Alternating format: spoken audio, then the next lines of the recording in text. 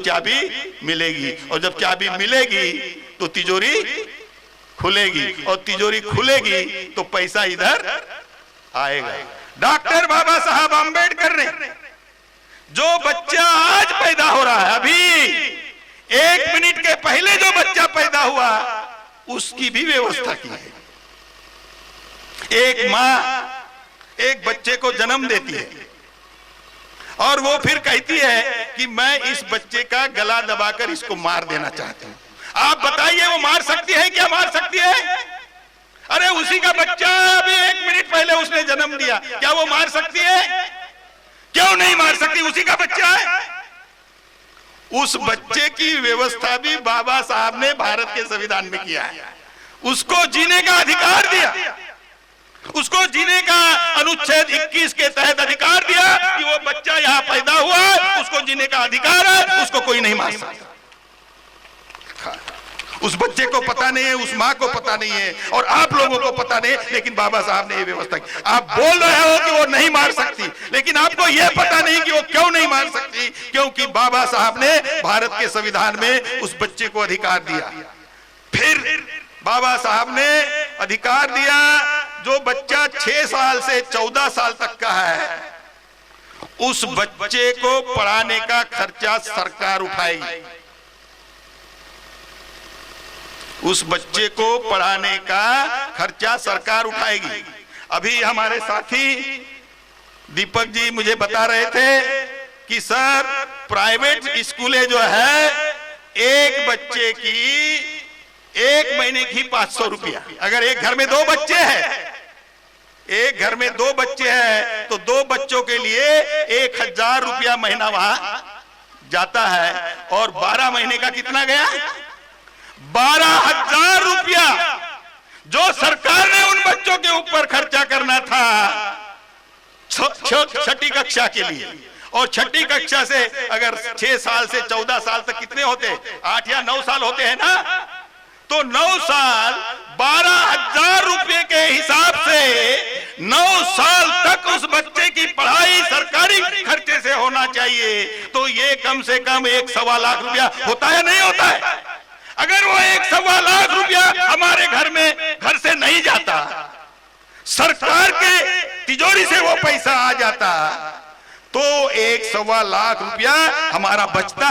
तो हमारी जो दूसरी जरूरतें हैं घर की, वो जरूरतें हम उन पैसों से पूरी कर सकते थे। लेकिन इन्होंने सरकारी स्कूलें बंद करना शुरू कर दिया। मुझे बताया गया कि 15 से 16,000 प्राइमरी स्कूलें जहां हमारे बच्चे पढ़ते, सेठियों के बच्चे वहां नहीं पढ़ते, शहरों में रहते उनके बच्चे नहीं पढ़ते, गोर गरीबों के बच्चे वहां पढ़ते हैं, उनकी स्कूलें बंद किए जा रही है। बाबा साहब ने सबको शिक्षा देने की बात की, ये उसका उल्टा कर रहे हैं। मतलब जो भी कर रहे हैं उल्टा कर रहे हैं। एक्सप्लॉयटेशन।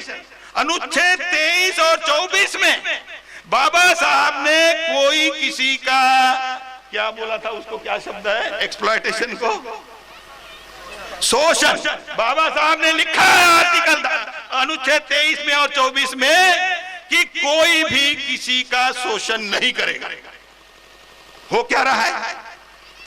मैंने जगह जगह जा रहा हूं, ये यहाँ कोई वो कौन सा प्यारा टीचर, प्यारा टीचर नाम का टीचर है क्या आपके इधर? पारा। अच्छा, पारा टीचर बोलते हैं हमारे इधर। प्रोनाउंसिएशन का ये मामला है, उधर प्यारा टीचर बोलते हैं, इधर पारा टीचर बोलते हैं। अब मुझे ये बताइए, एक स्कूल है, ये स्कूल में बच्चे पढ़ रहे हैं, मास्टर की जरूरत है, टीचर तो अभी समझ ही रहे आप लोग, टीचर की वहां जरूरत है। तो अगर टीचर की जरूरत है तो पारा टीचर काहे को लगाने का? टीचर ही नहीं लगाना चाहिए। अरे भाई टीचर की जरूरत है ना, या तो नहीं है बोलो, या तो टीचर की जरूरत है या तो टीचर की जरूरत नहीं है। अगर है तो टीचर लगाओ। आज टीचर को 40,000 रुपया तनख्वाह मिलता है, उसके इर्द गिर्द होगा। और पैरा टीचर को कितना मिलता है बताओ? कितना? 10,000। 10,000। तो अगर वो आदमी वही पढ़ा रहा है जो टीचर पढ़ा रहा है वही पैरा टीचर पढ़ा रहा है। टीचर को मिल रहा है 40,000 और पैरा टीचर को मिल रहा है 10,000, तो 30,000 कहां गए? 30,000 गए कहां? इसका मतलब ये है वो जो प्यारा टीचर के नाम से या पारा टीचर के मान से उसका एक्सप्लॉयटेशन, मतलब क्या, उसका शोषण कर रहा है। और कौन कर रहा है ये शोषण? कौन कर रहा है ये शोषण? सरकार। संविधान बोलता है कि कोई भी एक व्यक्ति दूसरे व्यक्ति का शोषण नहीं करेगी, अनुच्छेद 23 और 24 के अनुसार। लेकिन सरकार खुद जो पारा टीचर है उनका शोषण कर रही है। इसका मतलब भारत के संविधान के खिलाफ में काम कर रही है, नहीं कर रही है? तो आप ये देखेंगे कि पूरा उल्टा कर रही है मामला। ये जो पूरा उल्टा कर रहे हैं, ये पूरा उल्टा करने की ताकत उनको किसने दिया? किसने दिया ये ताकत उनको? आप लोगों ने दिया। अच्छा काम किया, आप लोगों ने उल्टा करने की ताकत दिया। अच्छा काम किया, बुरा काम किया? आप लोगों ने बुरा काम किया, क्योंकि आपको इसकी समझ नहीं थी। हमारे इधर कुलाड़ी होती है, कुलाड़ी इधर भी होती है क्या? अच्छा, वो कुलाड़ी में डंडा भी होता है? काय का होता है डंडा? अच्छा, वो डंडे को अगर ये पता होता कि वो कुलाड़ी में जाएगी तो कटाई किसकी होगी? अच्छा, उसको पता होता तो जाता कुलाड़ी में? वो उसको पता नहीं था, डंडे को पता नहीं था बाबूजी। डंडे को पता होता कि कुलाड़ी में जाते ही कटाई मेरी ही होने वाली है, तो डंडा कुलाड़ी में नहीं जाता। आप लोगों को पता नहीं था, आप लोगों को पता नहीं था, इसलिए आप बन गए डंडा, चले गए कुल्हाड़ी में और कटाई आपकी हो रही है। अगर आप चाहते हो कि आप लोगों की कटाई नहीं होनी चाहिए, आप लोगों की कटाई नहीं होनी चाहिए, इसलिए हथियार आपके पास है, हथियार आपके पास है। और इतनी ज्यादा ताकत है इस हथियार में कि आप इस हथियार से बड़े बड़े को पलटी मार सकते हो। इसका आपने इस्तेमाल करना है। दूसरी महत्वपूर्ण बात आप ये देखेंगे, अभी इस देश में अभी क्या बोल रहा है, मैं घूम रहा हूं, पूरे झारखंड में घूम रहा हूं पिछले 1 महीने से। भाई बीजेपी बहुत ही गंदी पार्टी है, बहुत सत्यानाश कर दिया। मुसलमान लोगों की बहुत ज्यादा पिटाई कर रहे हैं, अछूतों की ज्यादा पिटाई कर रहे हैं, और हमारे अधिकार निकाले जा रहे हैं, जैसे मैंने अभी बताया आपको कुछ अधिकारों के बारे में। तो किसी भी हालत में बीजेपी को हराना है, ऐसा बोल रहे हैं कि नहीं बोल रहे लोग? बोलो। लेकिन फिर क्या बोल रहे हैं? और भी एक बात बोल रहे हैं, बीजेपी को हराना है तो कांग्रेस को, क्योंकि बीजेपी को कौन हरा सकता है? तो कांग्रेस हरा सकती है। अरे गलत है भाई, ये गलत है। बीजेपी को कांग्रेस नहीं हरा सकती, बीजेपी को कौन हरा सकती है? हम लोग हरा सकते हैं, जनता हरा सकती है, कांग्रेस नहीं हरा सकती। फिर अगर बीजेपी को हराना है तो कांग्रेस को लाना है, अगर ये आप सोचते हैं तो जो 70 साल जो राज किया उनमें से 60 साल किसने किया? 60 साल कांग्रेस ने किया ना? क्यों बाबूजी आप बताओ, आप 60 साल किसने किया? कांग्रेस ने किया ना? आपकी हालत ठीक हुई? नहीं हुई। तो क्या बीजेपी ही गंदी है कि कांग्रेस भी गंदी है? और बीजेपी ज्यादा गंदी है या कांग्रेस? जिनको 60 साल समय मिला, जिनको 60 साल समय मिला, उन्होंने कुछ नहीं किया, इसलिए बीजेपी आई। अगर वो करते, अगर वो भारत का संविधान बराबर लागू करते तो क्या बीजेपी आती? इसका मतलब ये हमारे लोगों के सत्यानाश का कारण जो 60 साल तक राज किया वो है कि नहीं? हमारे सत्यानाश का कारण कांग्रेस है और बीजेपी तो और ज्यादा। तो ये दोनों पार्टियां, जैसे हमारे साथी ने कहे कि ये जुड़वा भाई है, ये हमारा कुछ नहीं करने वाले। तो फिर हमारी अपनी पार्टी होनी चाहिए कि नहीं होनी चाहिए? Schedule caste, schedule tribe, other backward classes, और जो हमारे भाई भिन्न भिन्न धर्मों में गए, समय समय पे गए। क्यों गए भाई? क्यों गए? अरे भाई अपना मकान ठीक ठाक है, आप बाबूजी आप बताओ, तुम्हारा मकान होगा, अच्छा बनाया हुआ होगा। आप जो ये कर रहे उन्हीं को पूछ रहा हूं। आपका मकान अगर ठीक ठाक है, मतलब सब सुविधाएं हैं, आप दूसरा मकान बनाते हो क्या? इसका मतलब वो मकान ही गलत था, वो मकान ठीक नहीं था, जो हमें अपमानित करता था।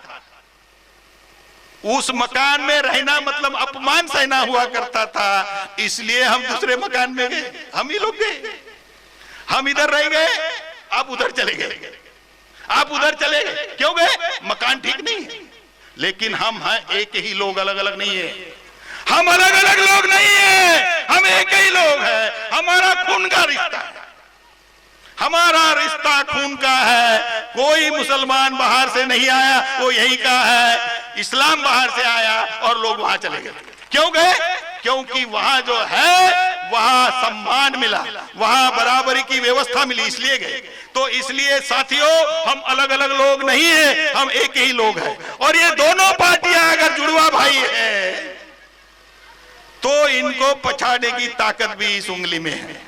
और इसलिए हमने नई पार्टी बनाई कि तीसरी पार्टी लाओ जो आपकी अपनी होगी, और जो आपकी अपनी होगी वही आपका कल्याण करेगी। मुझे चाय पीना है, अभी नहीं पीना है, बता रहा हूं, मुझे चाय पीना है, घर में कोई नहीं है तो, और मुझे चाय पीना है, किसने बनाना पड़ेगा? चाय किसको बनाना पड़ेगा बताओ? अगर मुझे चाय पीनी है और घर में कोई नहीं है तो चाय किसको बनाना पड़ेगा?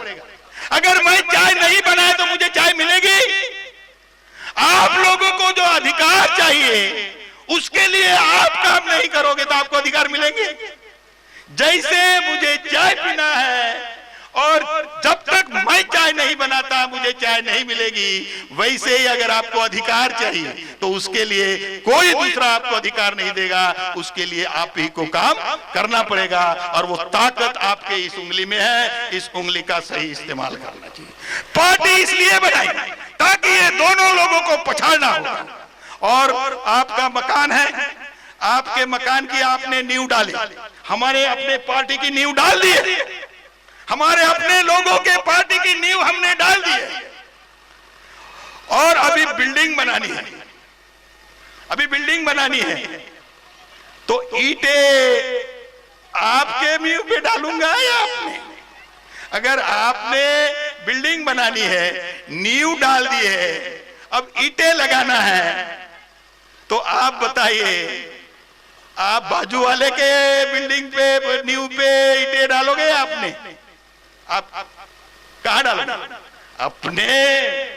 अगर हमने नींव डाल दी है और उसमें ईंटें लगानी है, बिल्डिंग बनाना है, सुरक्षित मकान बनाना है अपने समाज के लिए, तो ईंटें भी हमें अपने ही नींव पर रखनी होगी। तो ये जो पार्टी है ये हम लोगों की पार्टी है, ये शेड्यूल कास्ट, ये शेड्यूल ट्राइब, ये अदर बैकवर्ड क्लासेस, और इनसे जो हम भिन्न भिन्न समय पे दूसरे धर्मों में गए, ब्राह्मणों की बदमाशी की वजह से गए,